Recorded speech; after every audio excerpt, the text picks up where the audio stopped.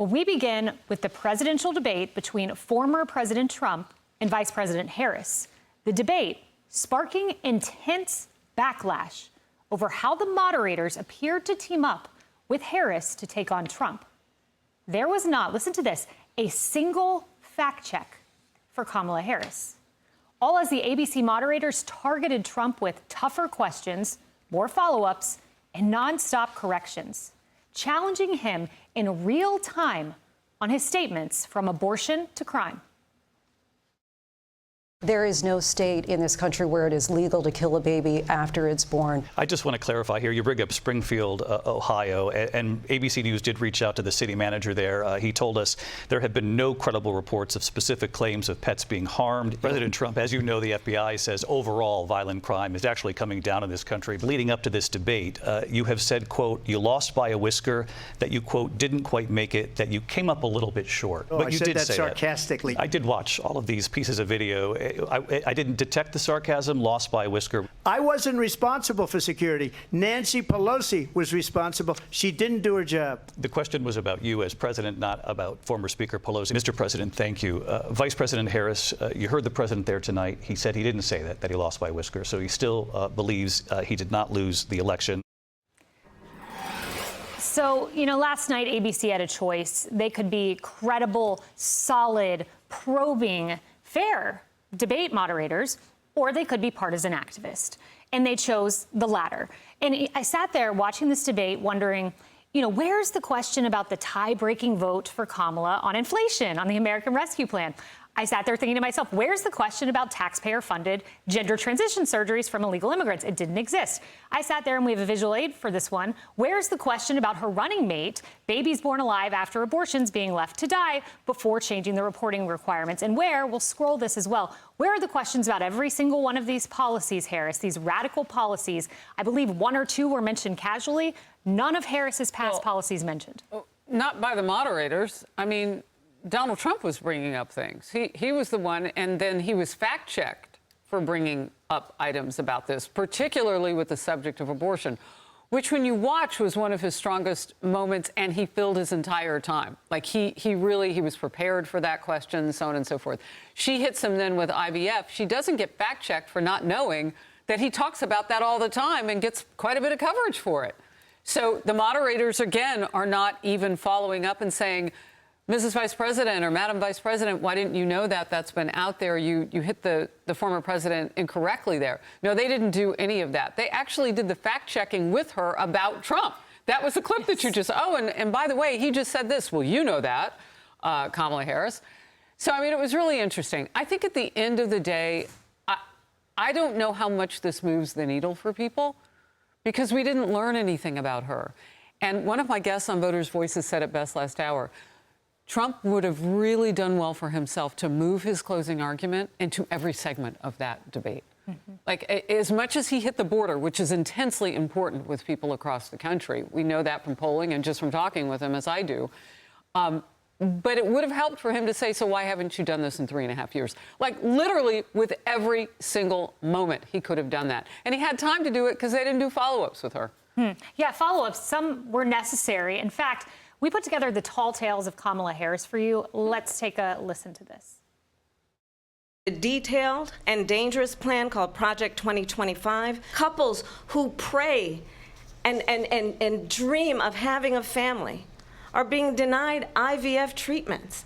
If Donald Trump were to be reelected, he will sign a national abortion ban. Let's remember Charlottesville, where there was a mob of people carrying tiki torches, spewing anti-Semitic hate.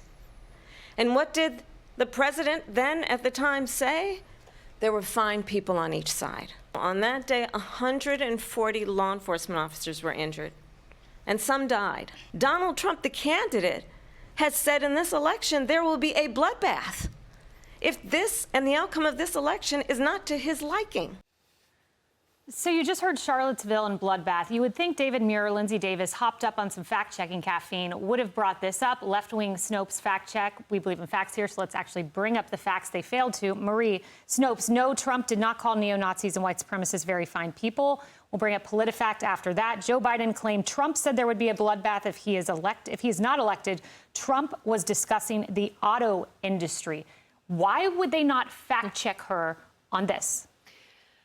Well, look, I will answer that question by saying I was on with my friend Mark Thiessen last night, who's a conservative Republican, and he made these same points about ABC. But then what he said was, if we're complaining about the refs, we're losing. So do Republicans wish there had been more fact checks of Kamala Harris? Sure. I would point out that Donald Trump got more than 10 minutes more than Kamala Harris to speak last night. So he was given a lot more time to speak by the numbers. And he had opportunities to use that time however he wanted. And the challenge was he used that time to take every bait that Kamala Harris put in front of him. He spewed lie after lie after lie after lie. And I'm glad that the moderators did fact check some of them. And I think that the American people last night saw, setting aside what ABC did or didn't do, I think they saw two very different candidates. And a Donald Trump who, when put under pressure from Kamala Harris, not Joe Biden, this isn't June 25th when we were sitting here on this couch the day after talking about that. When he was put on the spot, he lied and lied and lied. You mentioned lie a lot, but was it truthful for her to bring up a Charlottesville hoax, a bloodbath hoax? Was that, is that a lie?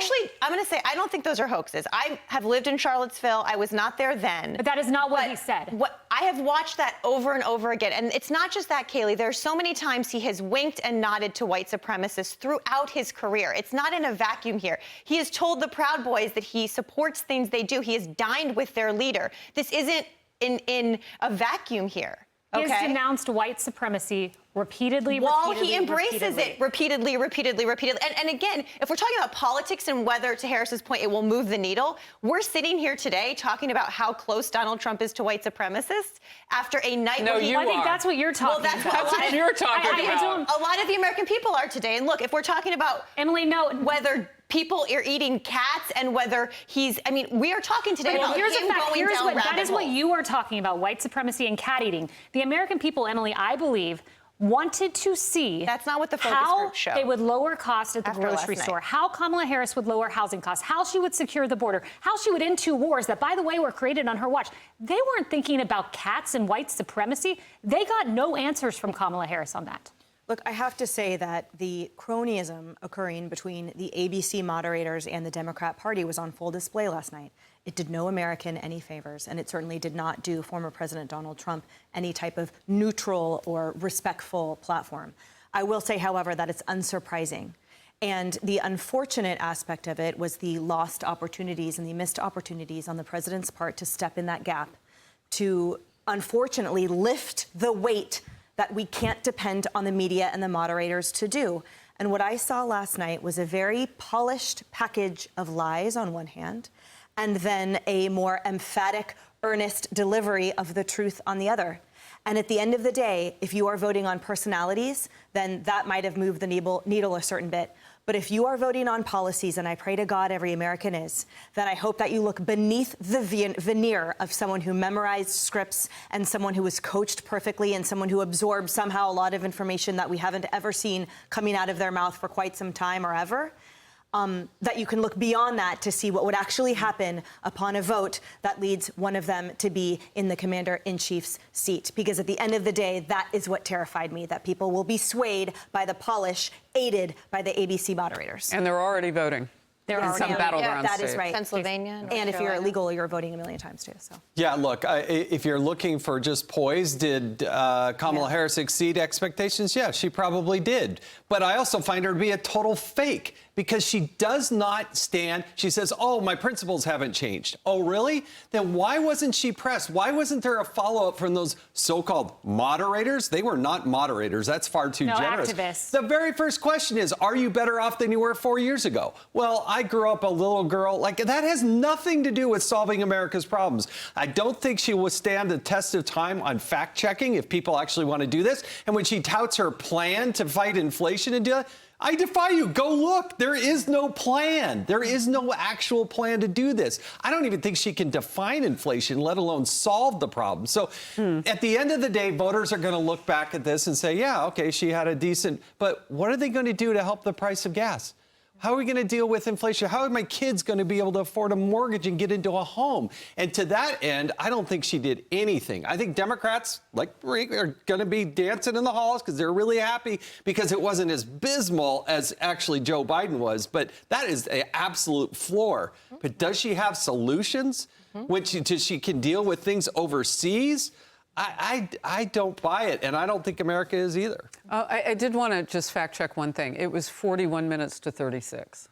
I think 43 to 36. I'm reading 41, but maybe that's been updated from anyways, 9 different sources. Trump talked more. He was given more opportunity from the moderators, in part because they were fact-checking him in real time. Neither one of those, by the way, is a 10-minute differential. No fact checks. No fact checks for Kamala Harris. You know, we saw a debate hosted by left-wing activists. We'll see if it moves the needle. One thing it did not do was restore faith in the media at a historic low. Hey everyone, I'm Emily Campagno. Catch me and my co-hosts Harris Faulkner and Kayleigh McEnany on Outnumbered every weekday at 12 p.m. Eastern, or set your DVR.